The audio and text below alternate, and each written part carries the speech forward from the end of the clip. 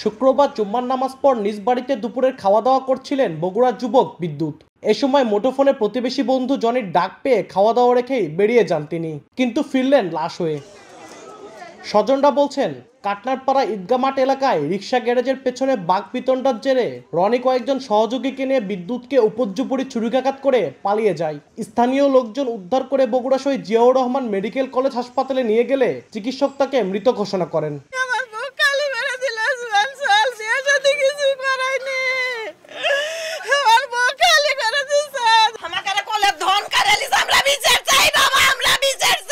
যে মারছে তার জন্য সর্বোচ্চ আদালতে সর্বোচ্চ বিচার হয় ভাই। পুলিশ বলছে নিহত বিদ্যুৎ ও অভিযুক্ত রনি একে অপরের বন্ধু। পূর্বের কোনো শত্রুতার জেরে এই হত্যাকাণ্ড হতে পারে। লাশের শরীরে স্ট্যাবের চিহ্ন রয়েছে। কি হয়েছে এটা এখনো আমরা তথ্য পাইনি, এটা ইনভেস্টিগেশনের পরে আমরা জানতে পারবো। সর্বাত্মক চেষ্টা করছি রনিকে অ্যারেস্ট করার। অভিযুক্ত রনির বিরুদ্ধে সদর থানায় মাদক ও মারধর সহ 5টি মামলা আছে। আব্দুল আওয়াল, সময় সংবাদ, বগুড়া।